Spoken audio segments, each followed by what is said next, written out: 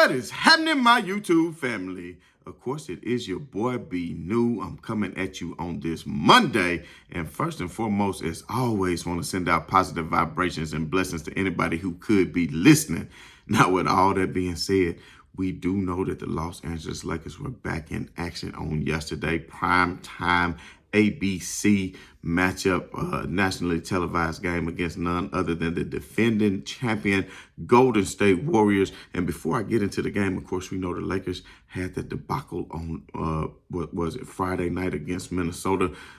Sorry, I was on my vacation getaway, so I could not really just watch the game to its full capacity. So even if I tried to break down the game and tell you what my thoughts were on it, it would have to have been from a recording, baby, because as much as I hate to say it, I had some other things that I had to attend to while I was on my vacation. So with all that being said, back to basketball. So we all know that the Los Angeles Lakers was taking on the Golden State Warriors. And wouldn't you just know it, Steph Curry was back in the lineup after missing, I think, 11 games. And during those 11 games, the Golden State Warriors had went 7-4. So they were doing pretty well. And of course, now you add Steph Curry in the mix back with Jordan Poole, and then you have a team that could be very dangerous from the perimeter because we all know how talented they are and what they are capable of doing. It is interesting to see, though, that Andrew Wiggins is still out for personal reasons, and I'm not sure, and I haven't really had a chance to research what it could be, but whatever it is, I hope everything is all right with him. So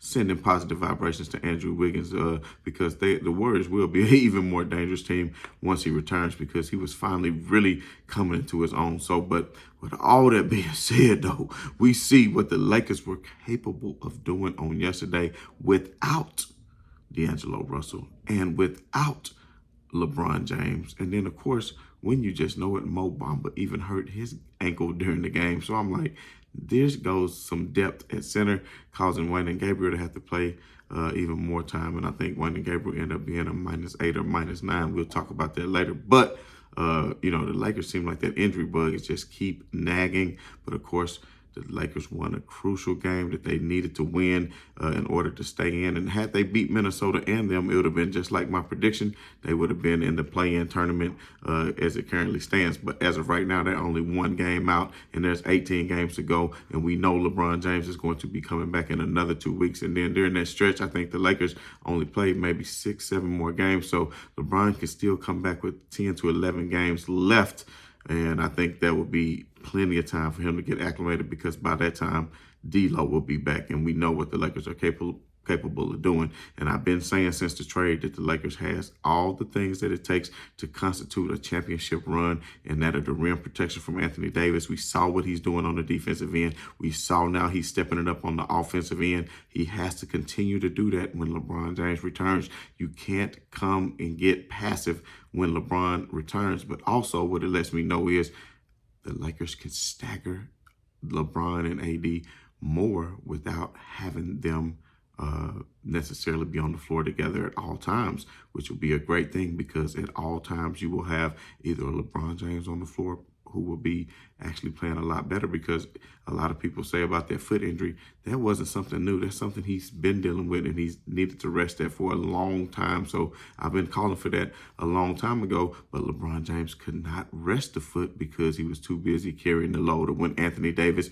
missed his 20 games in a row. But anyway, diving right into the game, which I think was a masterpiece of a game. I think the Lakers led damn near the whole game. I don't recall the Warriors ever getting the lead, maybe by one here or there, but I don't think so. The Lakers pretty much controlled the game from start to finish. I was starting to question some of Ham's decision with the rotations at some point during the game, but it seems he got himself under control. If you will notice, he brought Dennis Schroeder out early in the game and inserted Austin Reeves like 3 minutes into the first quarter, which Van Gundy found to be strange, and I thought about it as well. But we see that Austin Reeves came in and was able to get the job done, and the Lakers went up by 20. And if you look at it over the course of the game, Dennis Schroeder, I want to say Dennis Schroeder was -6 on the floor, which he was. He only had 11 points. He was 4 out of 13. And, throughout the course of the game, I wasn't too fond of the way Dennis Schroeder was playing, although he was playing great defense, because, man, the way that Steph Curry runs off screens, Dennis Schroeder stayed glued to him. He fought through screens and got back. And of course, Anthony Davis started to come up to help when he couldn't get back over, which was a great thing because that way Steph Curry couldn't get it out of his hands to somebody else, or they either forced him to. So the defense was great. Steph Curry, I think, only finished the game with 27 points. If I'm not mistaken, he only hit like 5 out of 13 or 5 out of 14 threes. So and that's to be expected that he would be somewhat rusty in his return, though. But at the end of the day, when you look at the 3-point, Lakers shot 11 out of 33 for 33%, which is not bad. And the the Warriors shot 18 out of 52 at 35%. So only 35 to 33%. The Warriors barely won that, but the Warriors took a lot more 3-pointers and taking 52 threes, whereas the Lakers just took 33. And by the Lakers night, see, sometimes what the Lakers were doing earlier in the season, they would get into these 3-point contests and battles and just get to jacking up a bunch of threes, trying to go toe for toe. But I like what the Lakers are doing with this new squad is they are sticking to their bread and butter, which is moving the ball, playing a lot of good pick and roll, getting others involved. And speaking of pick and roll, Beasley and AD, I think they're only going to get better, and not just pick and roll, but just the screening. And Malik Beasley even mentioned after the game and the pressure that, something that I've noticed, and I'm glad he touched on it, is, Beasley played with the Joker. Beasley played with Karl Anthony Towns. And these are big men who like to pass and can get other people open for three. So he said AD doesn't have to necessarily set the screen all the time. He can set the screen. And when he sets the screen and gets somebody smaller on AD, then the big comes to help. That's going to leave him open. AD, kick it right back out to him. He got an open tray. There's so many different ways they can run these sets with Malik Beasley running off their screen. And speaking of people who shot threes great yesterday, we have to look at none other than our guy, Troy Brown. Troy Brown had 14 points, 8 rebounds, 2 assists. He was 5 out of 10 for 50%, but more importantly, 4 out of 7 from 3, 57%. He was a plus 10 on the floor. So with Troy Brown, with a game like that, 14, 8, and 2, we had so many Lakers that were in double digits. Anthony Davis, of course, 38 points. Troy Brown, 14 points. Vanderbilt, 10 points. Beasley, 12 points. Schroeder, 11 points. Austin Reeves, 16 points. You're talking about another game where you have 6 or 7 Lakers in double digits, spreading the points around, but also a very dominant performance by Anthony Davis. So, if you look at it from an overall standpoint, this Lakers team can play with anybody. If they can stand up to the Golden State Warriors, they could do the same thing to the Minnesota Timberwolves. And remember, all of this is without LeBron James and D'Angelo Russell. And I got to go back to Dennis Schroeder. I got to give him shouts out because Dennis Schroeder was still able to, he's been injured. He rolled that ankle 2 games ago. We know, playing through the pain. I think maybe it was stiffened up on him on the last game. Who knows? Like I said, I didn't really get a chance to look at that game. But what I will tell you is this. He played phenomenally when it counted. He hit a clutch corner 3 late in the game, and he let the Warriors bench know about it. And that's what you call swag right there, because he wasn't afraid to take the shot. And going back to Anthony Davis, you got to get a game ball to Anthony Davis because 38 points, 8 rebounds, and 6 assists. Like I said, he's finding Malik Beasley. He's finding other shooters out there, and he's making the right play. And because the Lakers shooters can hit these threes now, the double team is not going to come as often, and then he'll find himself in a good matchup that he likes, like the play at the end when he had Draymond one-on-one, and he didn't get a help defender. So he just, he's taller, he's longer, and he's just confident in himself and hit the shot. He even hit 1-3 during this game, 1 out of 3 from 3 for 33%. And I knew he was going to make one of those threes because his shot was hitting yesterday, 16 feet, 18 feet. It was falling for him, so he just kept stepping back up the range. So he's just building that confidence back up slowly. He know what he got to do, and more importantly, I loved the emotion from him at the end when he just flexed on him. You understand me? So I'm telling you what, I've been saying this since the trade, that the Lakers had a different squad. If you look at what their record is since then, I want to say it's 6-3, something to that nature. They haven't lost 2 in a row since this squad been together. So even when they take an L, they come back and take a victory. Whereas we know the other squad was taking 4 and 5 game L's in a row, even with LeBron and AD back, because it just wasn't a good squad. And that just show you what a team is. And they doing this without D'Lo. That's going to be even another three-point shooter that's shooting 38, 39%. So that's something else the defense is going to have to worry about. And he can still break down defenses. And he can still find open man. Man, I'm telling y'all, Phoenix is looking nice. I think with Kevin Durant, man, they're going to be very formidable. Shouts out to KD, man. I don't care that he in Phoenix, he got traded. Man, dude just want to hoop. He's a hooper, him and Devin Booker. Man, that was so funny with Devin Booker and Luka Doncic on yesterday, man. But I like kind of what Luka said, though. He said, don't talk. Look, Jordan said that. Now, Jordan said that at one point. Hey, when he had that bat, remember when Jordan was swinging that bat, he said, listen, a sign of a good man is somebody who talked that trash through the whole game, not just at the end when you about to win. He said, talk when it's 0-0. So that's what Luka was basically saying, which, hey, I'm not going to lie. I needed Dallas to lose, so I appreciated that his shot rimmed out at the end. And I will say this, man, you can't even barely breathe on Luka Doncic sometimes without getting these calls. So it is what it is. KD hit the clutch shot, just rose up, did what he had to do. Vintage KD. I would love to see a Lakers and Phoenix Western Conference Finals. That would be fire because we ain't seen LeBron James and KD even play in some years now. And you talking about to get the moolah for everything. And you talking about an Eastern Conference that's looking good too with Milwaukee, the way Milwaukee is playing, the way Boston is playing. You understand me? I mean, Philly playing nice. They going to be a threat. Hey, this is some classic times in the NBA right now because I'm telling you, I've seen some down years in the NBA, and people feel like Josh Smith, who talking about LeBron couldn't do this and do that. Dude, you was drafted after him.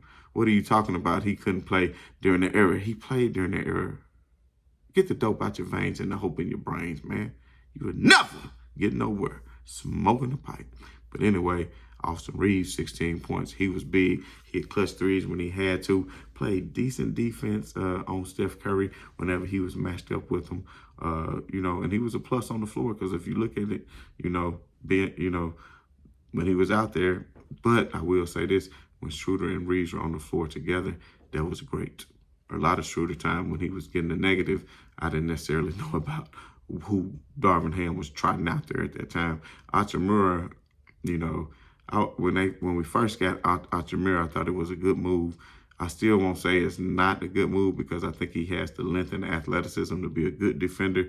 I think he just needs to get confidence in his shot. I think when he got here, he was excited thinking, hey, I'm going to be a starter for the Lakers. And then that quickly changed with Vando, which, hey, speaking of which, this is going to be very, very interesting to see when Jared Vanderbilt comes. When LeBron James comes back, who should it be? Should it be Vanderbilt? Should it be Troy Brown Jr.? I think the Lakers may have some decisions to make just because Troy Brown Jr. has been playing excellent as of late. He's been in and out of the starting lineup throughout the course of the season. But, if you were to have, because Troy Brown Jr., I think he did get a start with this new squad at one point. But no, it may have been just Vanderbilt and LeBron James. I have to go back and look. But Malik Beasley has definitely been getting the start, so you don't want to take him out of the starting lineup. I think it should be D'Angelo Russell, Malik Beasley at that too.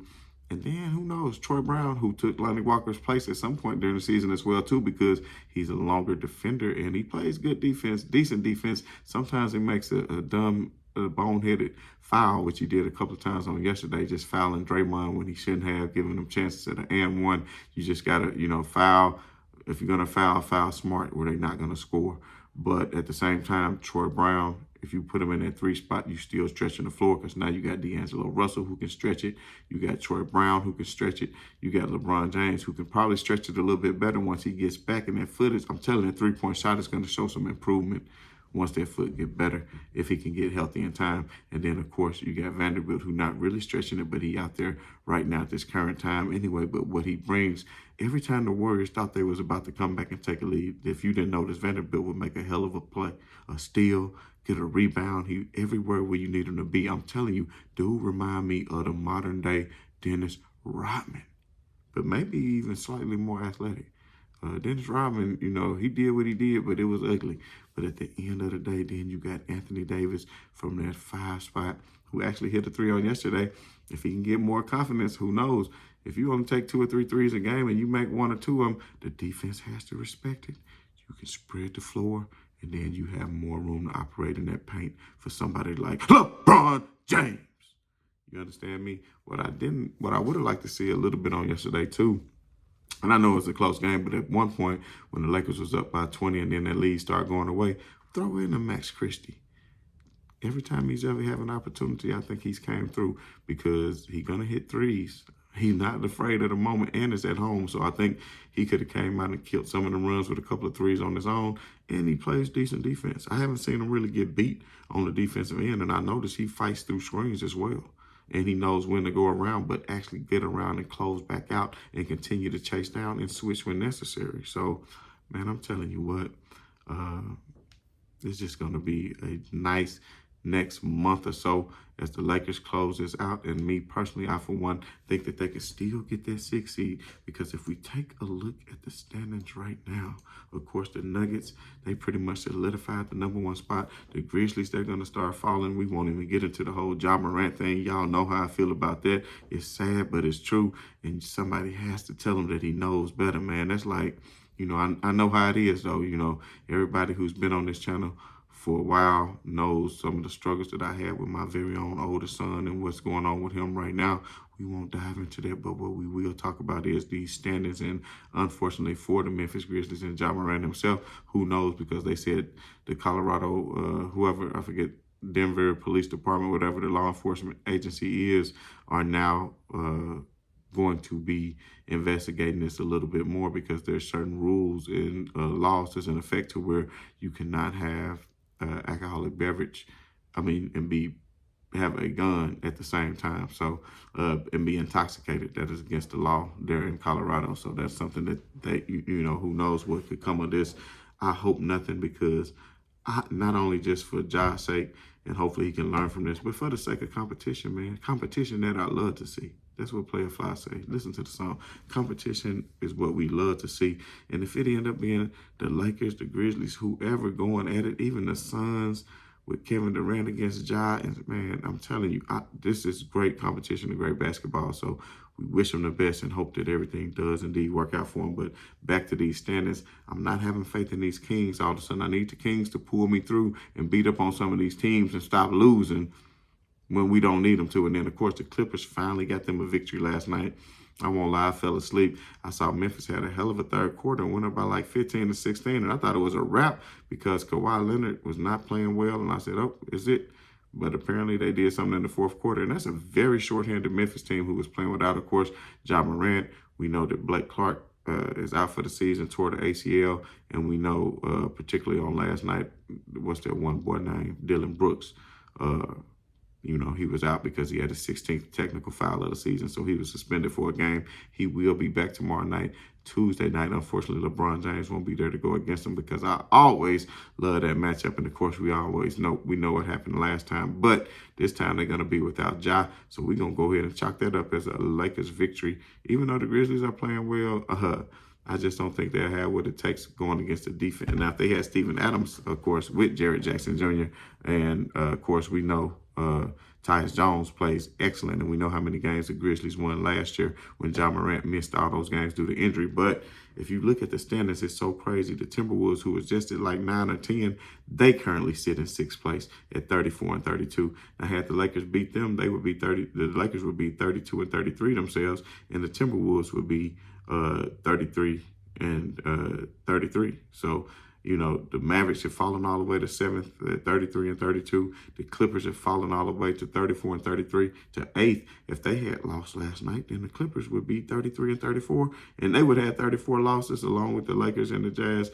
and soon to be the Pelicans, because I think the Pelicans may be taking an L tonight, but we shall see. But with the Lakers being only one game out, I mean, with 34 losses, they are technically only 2 games out of being in that 6th seed. So plenty of basketball left. If the Lakers take care of business on the rest of these next few games, which their schedule is only going to get a little bit lighter, and it's going to be just in time for LeBron James to come in. If they can get that 6th seed, there's no telling who they can end up matching up with. It could be the Kings. I have a feeling that the Suns may end up moving up into the 3 spots, so maybe a lot of people might not want to get that 6th seed if they do not want to match up with the Suns in the first round.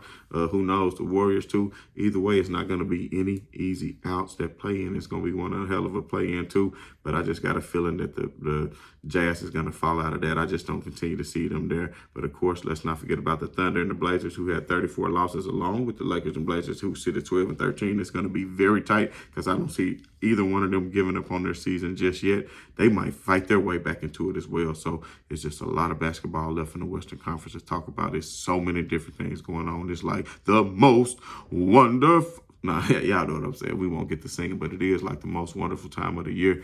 NBA basketball playoffs, man. It doesn't get any better. 40 games in 40 nights. So continue to tune in as we talk about this Lakers basketball and these Lakers victories. And we're going to talk about what they're going to do tomorrow night against the Memphis Grizzlies at home at the Crypto.com arena. And, of course, matchups with other teams who will be falling victim so the Lakers can go ahead and start moving up in those standings. So, just like I said, the Clippers, if Memphis wouldn't have been shorthanded last night, they could barely beat them. It's not looking too good for them. I'm losing a lot of faith in them, and I think they made some bad moves, not only just picking up Russell Westbrook, but getting rid of Reggie Jackson. I think that was crucial.